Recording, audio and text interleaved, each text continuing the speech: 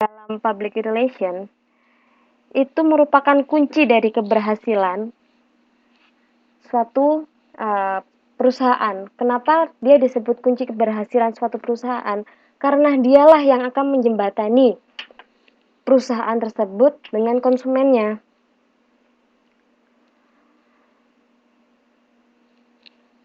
Pahamkah?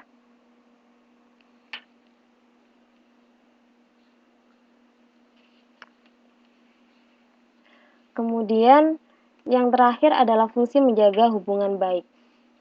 Fungsi menjaga hubungan baik ini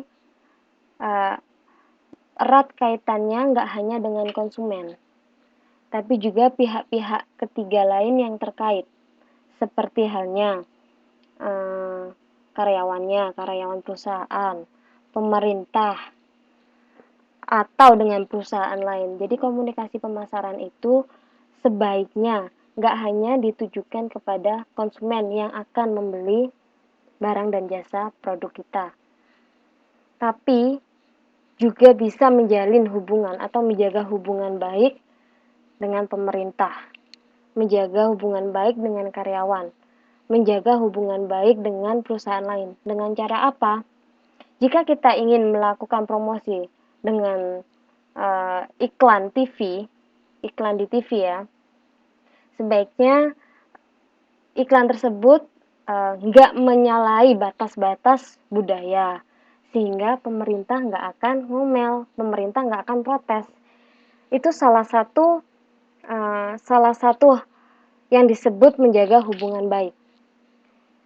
Jadi nggak hanya produk kita akan dimengerti oleh konsumen, tapi iklan dari produk kita nggak akan menyalahi aturan, sehingga hubungan baik dengan pemerintah akan terjaga. Atau dengan mengiklankan produk kita nggak akan melewati batas-batas perusahaan lain. Katakan kita nggak akan membanding-bandingkan produk kita dengan produk perusahaan lain, sehingga perusahaan lain nggak akan tersinggung, nggak akan marah. Nah, itu salah satu menjaga hubungan baik. Jadi itu hal-hal yang harus diperhatikan.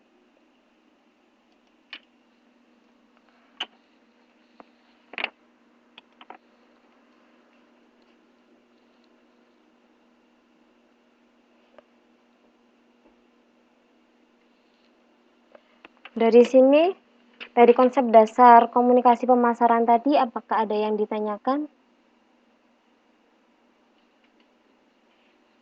Halo, bertanyalah.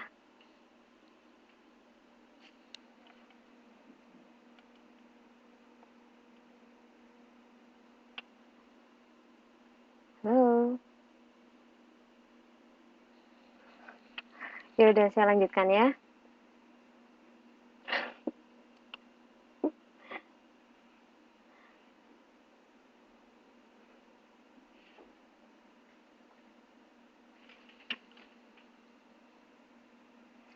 Yang selanjutnya tentang proses komunikasi pemasaran. Yang pertama adalah proses itu sendiri. Apa sih proses itu? Di sini proses merupakan setiap gejala atau fenomena yang menunjukkan suatu perubahan yang terus-menerus dalam konteks waktu, yang artinya dia kontinum atau berkelanjutan. Atau proses merupakan setiap pelaksanaan atau perlakukan secara terus-menerus. Jadi apa yang kita lakukan itu dia ada tahapannya. Dan tahapan itu adalah berkelanjutan atau kontinum. Itu adalah suatu proses. Nah, kemudian bagaimana proses komunikasi pemasaran itu sendiri? Seperti yang sudah saya singgung sebelumnya, dalam suatu komunikasi itu kita harus mempunyai sumber atau yang menyampaikan pesan. Nah, dalam komunikasi pemasaran, sumber kita itu adalah produsen. Kemudian apa yang ingin disampaikan oleh produsen? Otomatis informasi atau pesan tentang produknya.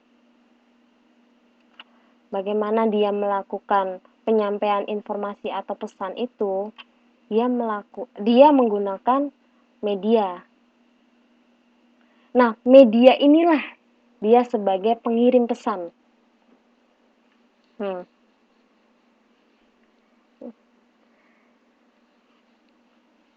Loh, kenapa media itu disebut sebagai pengirim pesan? Ingat, media komunikasi itu nggak hanya iklan atau pamflet, tapi orang pun bisa digunakan sebagai media. Nah, karena meskipun dia iklan, ataupun pamflet, ataupun orang, tapi kalau dia digunakan untuk menyampaikan sesuatu, otomatis dia merupakan sender atau pengirim dari pesan itu tadi, informasi itu tadi. Nah, kepada siapa? Otomatis kepada konsumen. Jadi produsen. Jadi dalam suatu komunikasi, apalagi dia komunikasi pemasaran, ingat kemarin harus ada pengirim pesan atau sumbernya. Kemudian ada informasinya. Dan ada yang mendengarkan. Nah, produsen menyampaikan pesannya kepada pendengar atau konsumennya itu menggunakan apa? Menggunakan media. Kalau kita lihat, kok ya gampang banget melakukan komunikasi itu, kok ya lancar banget. Enggak. Karena meskipun komunikasi dengan cara apapun, itu pasti ada noise atau gangguan.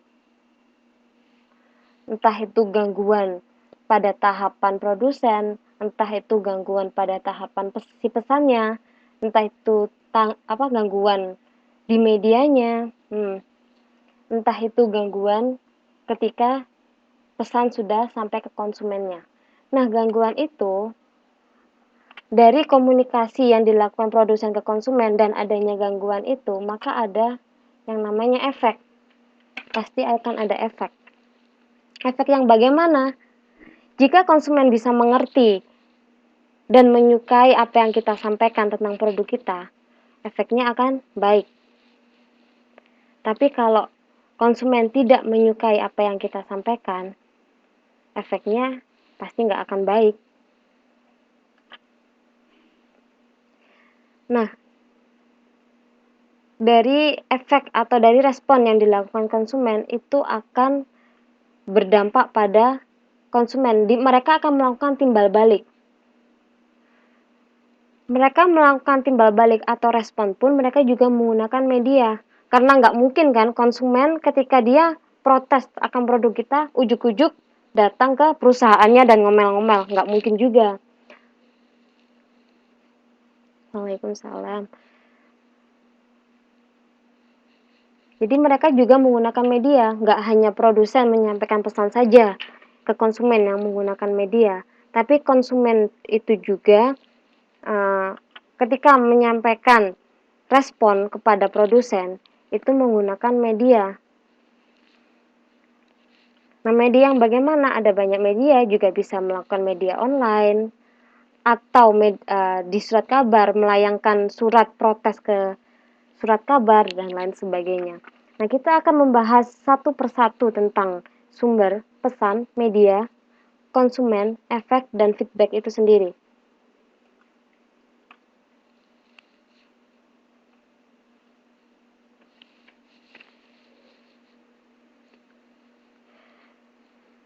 Yang pertama adalah sumber.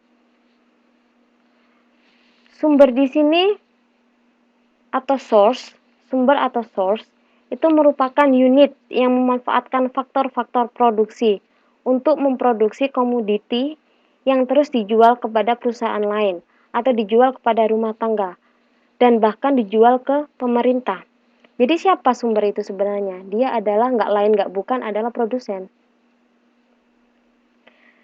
Nah, bagaimana ciri-ciri dari produsen itu? Yang pertama, membuat keputusan secara konsisten. Apa sih yang dimaksud membuat keputusan yang konsisten itu?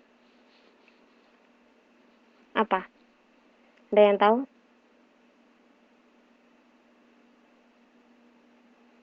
Halo? Ada yang tahu bagaimana keputusan yang konsisten itu?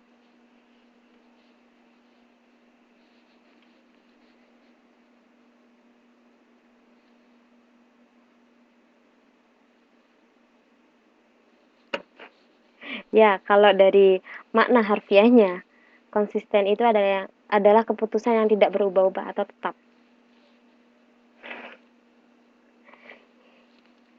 Jadi seperti ini. Perusahaan, contohnya perusahaan Wings, grup Wings. Dia spesialisasi produk-produk yang berhubungan dengan sabun, kan? Jadi dari awal hingga saat ini, meskipun dia melakukan diversifikasi atau pembedaan produksi, dia tetap memproduksi yang namanya sabun. Tapi sabun-sabun itu ada berbagai macam. Itu yang namanya diversifikasi. Namun tetap saja dia tetap memproduksi apa yang namanya sabun dan dia konsisten dengan keputusan itu. Kemudian yang kedua, membuat keputusan dengan satu tujuan pokok, yaitu meraih keuntungan sebanyak mungkin. Jadi kalau dia perusahaan komersil, dia pasti profit oriented. Nah, segala keputusan yang diambil oleh produsen yang berkaitan dengan operasionalnya, jika dia adalah profit oriented, otomatis tujuannya adalah mencari keuntungan sebanyak-banyaknya. Lain halnya dengan NGO atau kalau di sini namanya LSO itu, yang non-profit oriented. Kegiatannya bersifat sosial dan gak jarang pula yang dia memproduksi barang atau jasa, tapi dia tujuannya nggak mencari keuntungan. Nah, jika dia produsen yang profit oriented, otomatis semua keputusan yang diambil itu untuk meraih untung yang sebanyak-banyaknya atau optimalisasi keuntungan. Nah, yang ketiga, ciri produsen itu dia merupakan pemakai utama jasa-jasa yang ada pada faktor produksi. Apa aja sih faktor-faktor produksi itu? Material, tenaga kerja, apa lagi? Overhead. Nah, sebenarnya yang memakai, katakan gini, meskipun yang memproduksi adalah karyawan, yang mengolah bahan mentah itu adalah karyawan, tapi karyawan itu bekerja karena ada kontrak dengan produsen. Jadi sebenarnya pemakai utama dari jasa-jasa yang ada pada faktor produksi itu adalah produsen, bukan karyawan itu, meskipun karyawannya lah yang mengelola. Paham ya?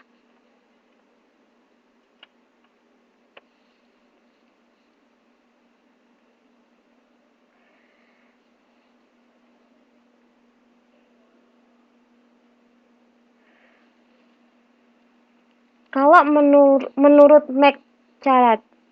McCarthy, membuat strategi dan rencana pemasaran itu harus didasarkan pada tujuan pemasaran.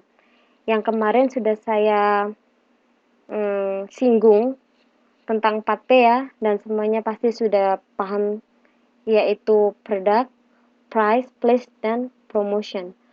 Produk itu merupakan barang atau jasa yang dihasilkan perusahaan, kemudian dikomunikasikan kepada pasar. Untuk price itu sendiri, dia merupakan hasil kuantifikasi dari nilai produk. Jadi, bagaimana produsen menilai produknya? Nah, hasil dari penilaian produsen akan produknya itu adalah harga dari produk itu sendiri. Kemudian place, lokasi yang dipilih untuk mengkomunikasikan informasi tentang produknya, tentang price-nya. Dan yang terakhir adalah promotion-nya. Nah, bagaimana perusahaan itu melakukan komunikasi atau mengkomunikasikan produknya itu, yaitu dengan cara promotion, yaitu proses dari komunikasi pemasaran.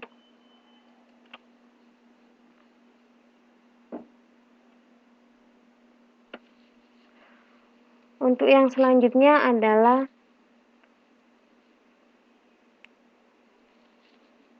tools of promotion, jadi alat-alat promosi. Tools of promotion